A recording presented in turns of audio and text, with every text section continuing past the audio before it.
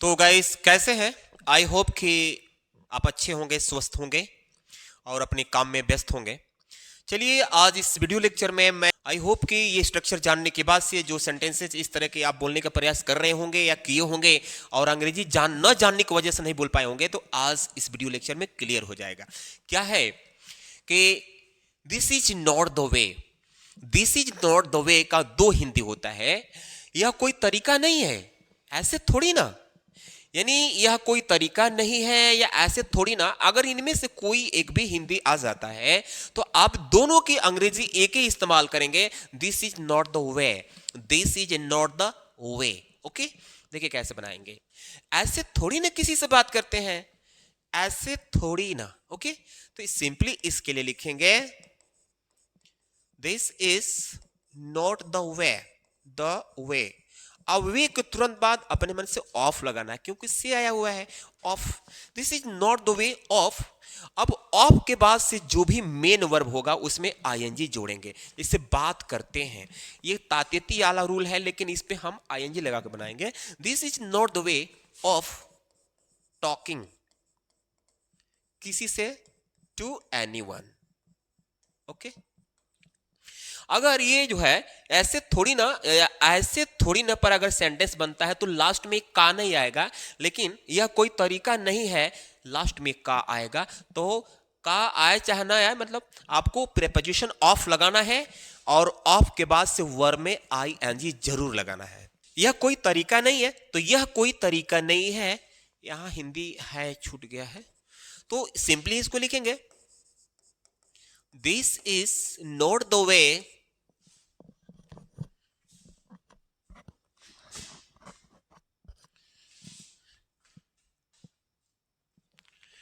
This is not the वे,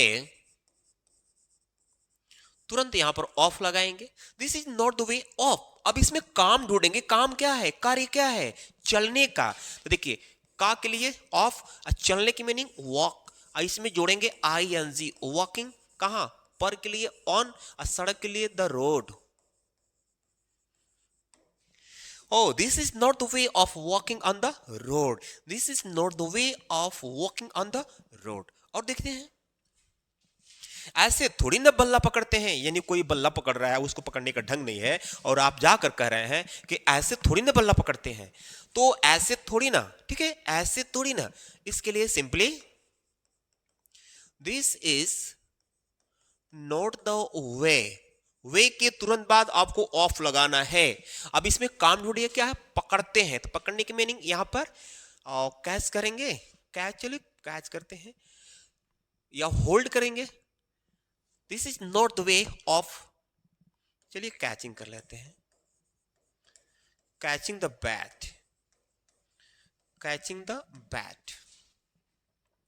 यह कोई तरीका नहीं है बुजुर्गों से बात करने का। अब देखिए यह कोई तरीका नहीं है, फिर यहां पर है छूट गया भाई, तो इसके लिए सिंपली हम लिखेंगे दिस इज नॉट द वे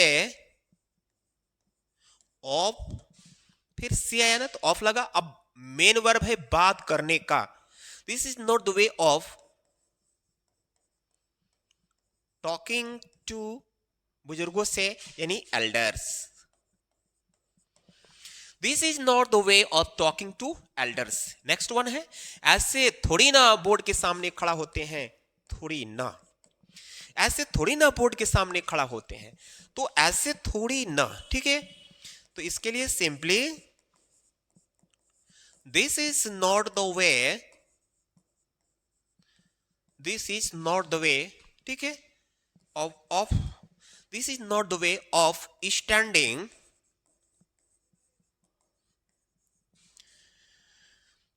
ऐसे थोड़ी ना बोर्ड के सामने, बोर्ड के सामने खड़ा होते हैं। This is not the way of standing in front, front of the board, in front of the board. This is not the way of standing in front of the board. Okay, और देखते हैं structure. How do I say that, कैसे कहूं कि, कैसे कहूं कि वह घर से भग गई, कैसे कहूं कि वह असफल हो गया, कैसे कहूं कि तुम बहुत कंजूस हो। तो अगर इस तरह के सेंटेंसेज, हिंदी वाली सेंटेंसेज अगर अंग्रेजी में बोलना हो तो आप आज अंग्रेजी इस्तेमाल करने वाले हैं। How do I say that, how do I say that. तो चलिए, कैसे कहूं कि सब में शुरू में आया हुआ है, कैसे कहूं कि, तो इसके लिए आप सिंपली लिखिए how do I say that. मैं यहां पर आई को स्मॉल कर दिया, जबकि आई हमेशा सिंगल अकेले कैपिटल लेटर लिखा जाता है। How do I say that, वह घर से भाग गई, भाग गई। सी रैन अवे, रैन अवे मैंने भाग जाना। She ran away from the home. Okay, कैसे कहूं कि वह असफल हो गया, कैसे कहूं कि वह असफल हो गया। तो इसके लिए simply how do I say that, how do I say that, कैसे कहूं कि पूरा इसमें आ गया, वह असफल हो गया, यानी ही फेल्ड, ही फेल्ड। कैसे कहूं कि तुम बहुत कंजूस हो, कैसे कहूं भाई कि तुम बहुत कंजूस हो, यानी आप अपने फ्रेंड से या किसी सामने वाले से कह रहे हैं, क्योंकि आप उसकी कंजूसी देखे हैं और आप कह नहीं पा रहे हैं, ठीक। लेकिन एक दिन कह दिए कि भाई कैसे कहो कि तुम कंजूस हो। तो कैसे कहूं, इसके लिए simply how do I say that, how do I say that you are miser, you were miser। Okay, next.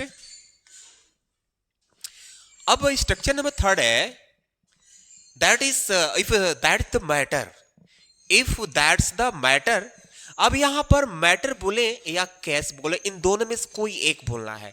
If that's the matter या इफ दैट्स द केस, इन दोनों में से कोई एक बोलना है, जिसका मतलब हुआ अगर ऐसी बात है तो, देख रहे हैं ना, अगर ऐसी बात है तो तुम जा सकते हो, अगर ऐसी बात है तो वे लोग यहां ठहर सकते हैं, अगर ऐसी बात है तो तुम मेरे पास बैठ सकते हो। तो जब भी इस तरह के सेंटेंसेस बोलना होगा तो आज के बाद से आप यह सेंटेंस रट लेंगे, इफ दैट्स द मैटर या इफ दैट्स द केस। यहां जो आप कॉमा लगा करके, कॉमा लगा कर जो एज देख रहे हैं, इसका मतलब होता है is. If that is the matter, मतलब बोल सकते हैं कि if that is the matter या if that is the case. तो इज नहीं बोलना चाहते हैं तो इसी के लिए कॉन्ट्रैक्शन फॉर्म में दैट्स बोल सकते हैं, इफ दैट्स द मैटर या इफ दैट्स द केस। तो अगर ऐसी बात है, चलिए यहां पर सिंपली हम लिखेंगे if that's the matter, that's the matter, comma या कॉमन लगाकर, तो स्पोकन में इफ के साथ देन लगा के बोलते हैं, देन तुम जा सकते हो, तुम की मीनिंग यू, और जिस हिंदी के लास्ट में सकता है, सकती है, सकते ऑर्डर सेंस में आता है, तो can, you can go. If that's the matter then you can go, ठीक है ना। इफ दैट्स द मैटर या if that's the case then you can go. अगर ऐसी बात है तो वे लोग यहाँ ठहर सकते हैं। जैसे लग रहा है कि किसी के यहाँ कुछ मेहमान आ गए हैं और आप किसी से कह रहे हैं कि भाई मेरे यहाँ जगह नहीं है, आप थोड़ा सा आप एडजस्ट करा लो। तो वो कह रहा है व्यक्ति कि ठीक है भाई, अगर ऐसी बात है तो ठहर सकते हैं, आकर बैठ सकते हैं। तो देखिए, इफ दैट्स द केस, वे लोग यहां ठहर सकते हैं, then they can stay here. Stay मतलब ठहरना और यहां के लिए here. If that's the case, then they can stay here. If that's the case, then they can stay here. अगर ऐसी बात है तो तुम मेरे पास बैठ सकते हो, ठीक है। बस मान लीजिए बस में है, कोई व्यक्ति आप खड़ा है और आप बैठे हुए हैं और बोल रहा है कि भाई मेरे पैर में दर्द है, मेरे पेट में दर्द हो रहा है, तो आप कहते हैं कि अच्छा अगर ऐसी बात है तो तुम मेरे बगल में बैठ सकते हो, बैठ जाओ, ठीक है। तो देखिए कैसे, if that's the case then, तो यू कैन सीट यानी बैठ सकते हो मेरे बगल में, सीट बिसाइड मी, बिसाइड मतलब बगल में, मी माई नहीं लगाते हैं। If that's the case then you can seat beside me. Next structure है फालतू में, लोग बोलते हैं ना कि फालतू में, फालतू में, वह फालतू में ही वहां बैठा है, तुम फालतू में ही बोलते रहते हो, वह फालतू में ही इधर उधर, इधर मतलब आता है, वह फालतू में ही इधर आता है, मतलब कोई काम नहीं है। फालतू मतलब कोई काम नहीं है, बेकार में वो आता है, बेकार में जाता है, फालतू में आता है, फालतू में जाता है। ठीक है, तो आज इसके लिए हम बोलने वाले हैं for no reason.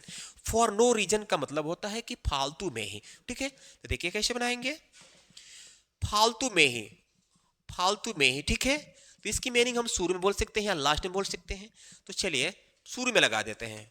For no reason, for no reason subject है वह वहां बैठा है, तो he is sitting,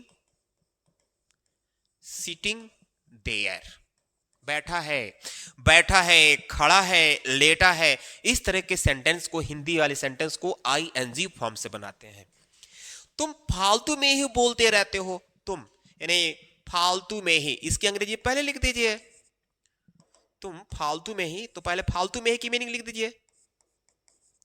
for no reason, for no reason, तुम यानी यू बोलते रहते हो, यानी बोलते रहते हो, खाते रहते हो, घूमते रहते हो।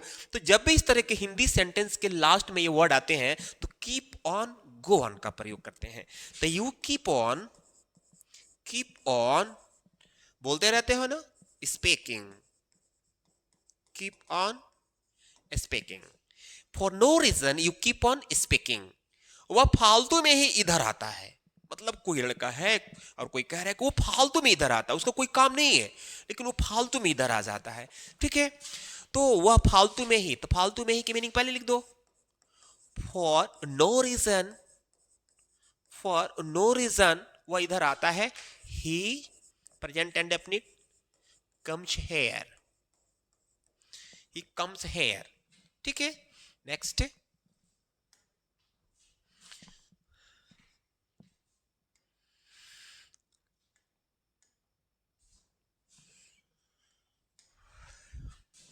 तो फ्रेंड्स कमेंट सेक्शन में आप बताइए कि वीडियो आपको कैसा लगा। अगर आप मेरा, अगर वीडियो अच्छा लगा होगा तो प्लीज़ वीडियो को लाइक करके चैनल को सब्सक्राइब कीजिए और शेयर करने का भी प्रयास कीजिए।